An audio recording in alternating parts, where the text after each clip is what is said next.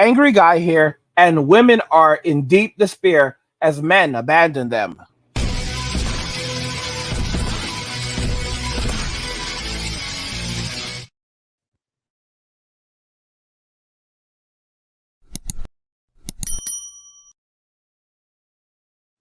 Guys, if you're enjoying the content, help get this channel to 100,000 subscribers by subscribing if you already haven't, like the video, and turn on notifications to never miss another video again.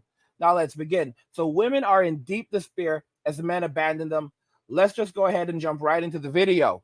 We finally made it through Christmas, and here comes being single on New Year's Eve. I'd like to show you guys a photo of what should have been the worst New Year's Eve of my entire life. I'd gone to the park with a friend of mine, and this was about 3 days before New Year's Eve. And they took a picture of me because maybe they thought it would be a beautiful photo of me sitting by the water. But when I look back on that photo, it's one of the saddest photos I've ever seen of myself. Because I'd had a pretty bummer year, and a guy I really liked had broken up with me a couple months prior. What made it even worse is he and I had been dating on the previous New Year's Eve, so we had had a really good time, and I knew the good time I was missing out on. I'd had a really bad year in general. I was depressed, I wasn't taking care of myself, and I could not handle the thought of being alone on New Year's Eve. I had a lot of fear and anxiety consuming me because I knew the daunting evening I had ahead of me. New Year's Eve, too depressed to go out with my friends, but kind of scared of the dark places that my mind was going to go, sitting alone in my house, knowing that I had been dumped, knowing that someone I really liked was out there possibly with someone else, knowing that I was single and I was alone. All this piled on top of the fact that I'd already had a pretty upsetting year. Yeah, it definitely should have been the worst New Year's Eve of my entire life. You know what? I actually ended up having a pretty good New Year's Eve. One of my better ones, in fact, because it ended up teaching me a lot about myself and how to better navigate my relationships and breakups and getting through tough times in the holidays alone. I'd like to share with you what I did today. Hello friends, my name is Maria, and for years I was not so lucky in love and relationships until the day I sat down at my kitchen table, painted my nails, and decided, you know what? We make our own luck, and I'm gonna do everything differently. So if you find yourself experiencing fear, anxiety, or depression over the upcoming New Year's Eve holiday, then grab a bottle of nail polish. Let me know in the comments what color you are showing your self-love with today, and let's talk. All right, I've got 6 tips for you guys today that really helped me get through a particularly lonely New Year's Eve. 3 of them are things I did not do. 3 of them are things that I did to help myself move forward into the new year, to have a better new year. And if you stick around until the end, I'll share with you a couple of my New Year's Eve resolutions that also really helped me get past the holidays, move into the new year with a healthier dating mindset. The first thing I did not do was go anywhere on New Year's Eve that gave me negative feelings. For example, if you and maybe someone that you're not with anymore used to hang out downtown and you had a lot of fun memories there, but now those places make you feel sad, don't go there. Don't worry if your friends are trying to get you to go. If they're really your friends and you talk to them about what you're going through and your reasons for not going, they'll understand. The second thing I did not do on that New Year's Eve, which was really out of character for me, especially on New Year's Eve, I chose not to drink. This helped me in a lot of ways, because a lot of times when we're sad and we're struggling with depression or anxiety, alcohol just makes it worse. Or you might feel better temporarily, but the next day, you're still going to feel worse. You're going to wake up and you're going to know that the alcohol didn't solve any of your problems, and you still miss that person. And by the way, the number one reason you should not drink alcohol on New Year's Eve, especially if you're missing somebody, you'll text them. Alcohol brings down your inhibitions, and you'll text them Happy New Year's, or you'll try to get them to come out with you. These behaviors are incredibly self-sabotaging, bad for you, and no way to bring yourself into a healthy, happy new year. Number 3 might surprise you, because if you've watched any videos on my channel, you'll probably guess that I would tell you to actually stay home, take a beat, paint your nails. Forget about your ex. Do something that makes you feel better about yourself. And when your nails are wet, you can't text your ex anyway. But you know what? I don't think you should stay home on New Year's Eve.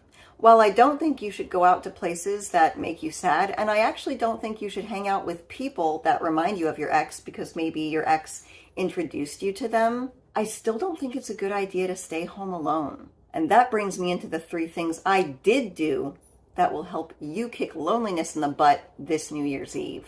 So like I said, the thought of staying at home alone on New Year's Eve was incredibly daunting, but I also, going through a breakup, you don't feel like celebrating and going out with people. So I decided to do something different. I didn't stay in my house, but I looked up in my area. It was actually about an hour drive away from my house. There was a midnight sound therapy New Year's Eve meditation going on at a yoga village.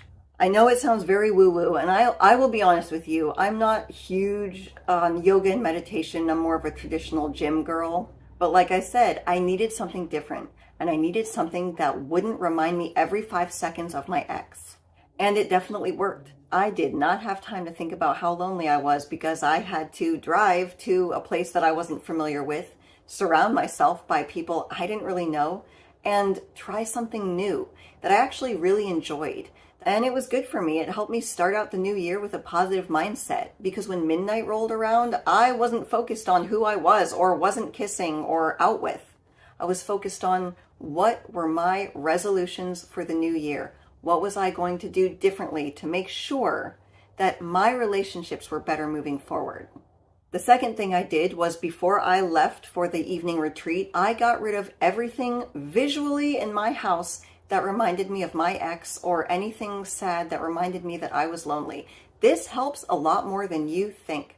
Think about addicts. Addicts go off, you're totally addicted to your ex. You're having a hard time not thinking about them. So addicts go to rehab and they say the word. You see, guys, it's intriguing. She's using a lot of different things to deflect from the fact that ultimately she should have settled down when she was a lot younger. My questions are this: why are you single at this point in your life? And she seems like an all right person. But I'm making these points. Why are you currently single at this point in your life? Probably you prioritized your career. Heads down. If that wasn't the case and you had not prioritized your career, then why are you currently single? Or were you previously married and that marriage just wasn't for you? So you got rid of that marriage, returned to the streets, spent time going around, racking up a body count, and now you're in your 40s and it's so much harder to date, to have relationships, to find someone that's going to commit to you in the long term. And of course, you have a lot of women who are now in their 40s that still think that they can go and have children. And it's unbelievable that they don't realize that by the age of 35, that's considered a geriatric pregnancy. There's a lot of women that start to struggle having children even before they turn 35. But then at the age of 35, it's hard for them to have kids. And then by the age of 40, forget about it. And there's a lot of women who begin spending massive amounts of money, taking out loans in the hopes that they're going to be able to have kids in their 40s or even late 30s. And it's just not going to happen. And these doctors take advantage of them, telling them that you have hope, and they have all these clients that were successful, and 99% of their clients were successful, when in reality, that's absolutely jazz. They're just trying to get that money from them. I mean, I'm telling y'all, it's pretty sad. It's absolutely sad. And these are the consequences of feminism. Women like this should have settled down, found a man when they were 18 years old, 19 years old, locked that dude down, gotten married, had their children, and then afterwards they could think about having a career. A woman should focus on her family and her children before she thinks about medical school or law school. She should build that foundation before she thinks about anything else. And unfortunately, most modern day women don't understand this. They have it backwards. They want to have their cake and eat it too. You can think about a career once you've had your kids and your kids are grown. Now you can go out into the world and you can do other things. You can start studying law. You can experience that and have that experience. But guess what? You have your foundation at home. When you come home, your husband is there, all right, who's holding down everything. So you have that foundation. So you don't have to go and be this great attorney, or you don't have to work for crap money. You can decide what you want to do. Women don't understand. They have more options once they have a family.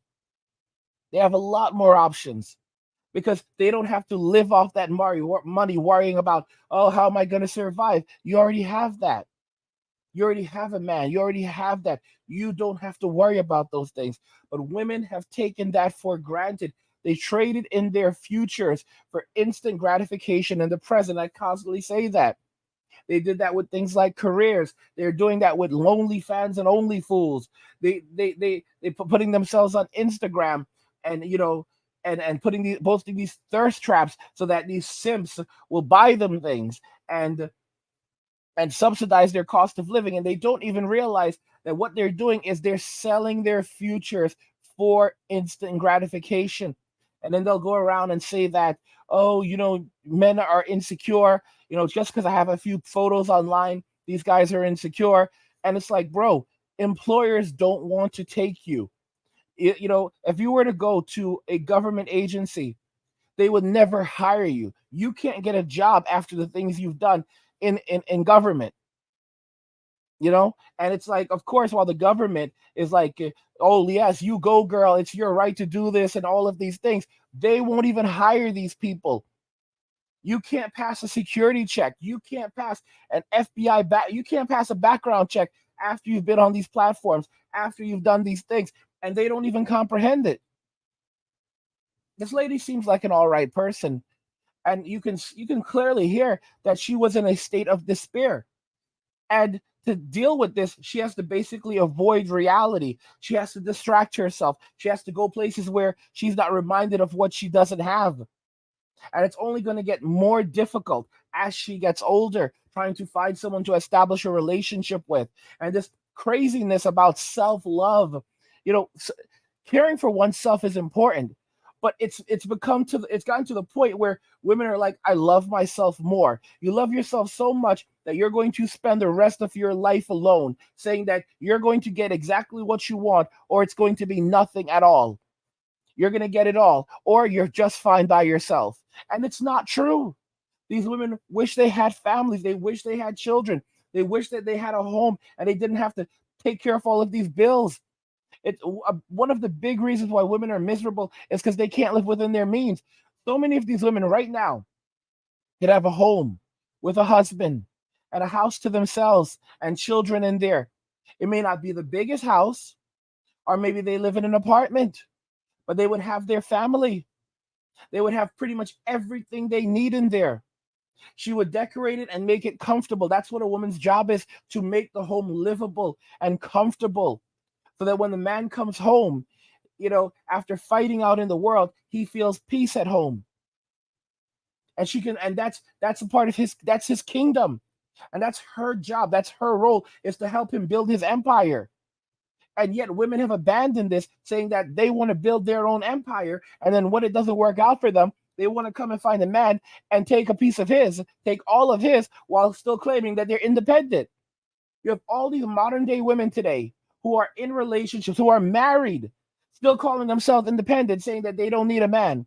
The man is just lucky to have them in their lives, in his life. Like, what are you talking about? Guys, if you're enjoying this content, help get this channel to 100,000 subscribers by subscribing to the channel if you already haven't. Like the video and turn on notifications to never miss another video ever again.